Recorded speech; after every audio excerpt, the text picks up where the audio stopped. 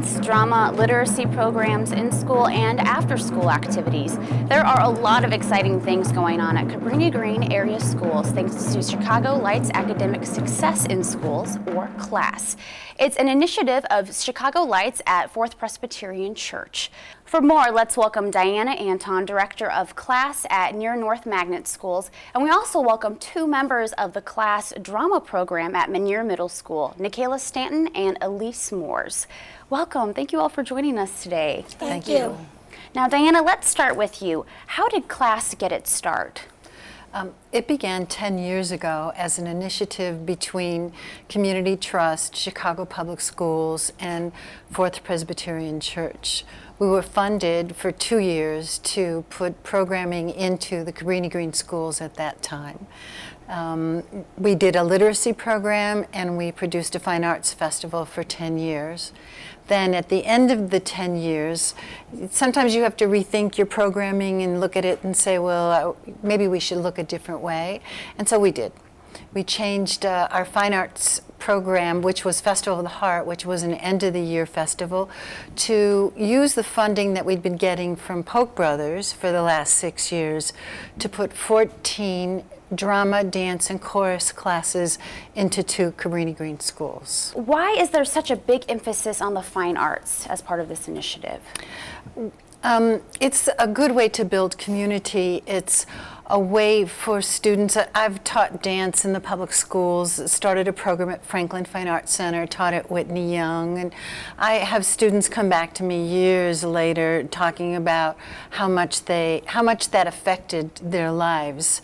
And while they may not become professional dancers or actors, it was a strong part of their growing.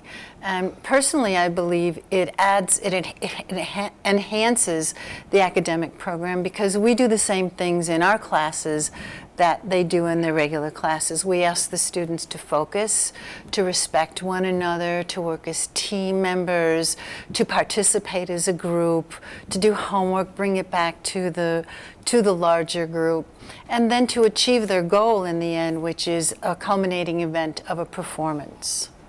So you're talking about students and how you could see changes in them. Were there any specific stories that you would want to share with us about those changes? I have so many stories. I have hard case stories, and these are soft case stories here. I have hard case stories of students who tried to be in the program for 2 or 3 years, but because of behavior problems weren't able to, and then finally did. Actually, they're part of the group that you saw dancing in the West African dance. There were a couple of those girls, and they got very involved, and performing was a very important part, and it changed them when they came back. I have a student who, from Franklin from years ago, who was part of gang activity in Cabrini when it was a lot bigger than it is even now. And now he's an artist. He's a teaching artist. He's a dancer. He's a performer, and it started in our classes. And then I have soft cases like this, who are students who come in eager, focused, interested, with a good attitude, and willing to take what my very professional teachers are giving in the classes. I'm very fortunate to bring in some of the best artists to work with our students. Let's talk with one of our students now. Nikayla, you are in the CLASS drama program. Tell us a little bit about your experience with that. Well, it helps kids. It helps them stay out of trouble. It keep them motivated, and it helps us stay focused. It helps us turn our homework and stuff. What's your favorite part of the drama program? I like acting and dancing, and I like choir too. Elise, how about you? What has been your experience in the drama program, and you're also in the dance program too, so if you want to touch on both of those. They really fun because you get to learn new things about different cultures and different probably dances you'll learn in the future, and you'll be successful in the rest of the life. If people wanted to know one really great thing about the dance program, what would you say? Their costumes are really cute. Very cute. That's always important. Now, I heard that the both of you really enjoy singing. So, would it be possible if you shared a tune with us now? Yep. Okay. Go tell it on the mountain, over the hills and everywhere. Go tell it on the mountain that Jesus Christ is born. I would not be a sinner, I'll tell you the reason why. Because if the Lord shall call on me, I wouldn't be ready to die. Go tell it on the mountain, over the hills and everywhere. Go tell it on the mountain that Jesus Christ is born.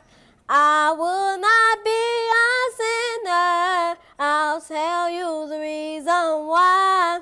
Because if the Lord shall call on me, I wouldn't be ready to die. Go tell it on the mountain, over the hills and everywhere. Go tell it on the mountain that Jesus Christ is born.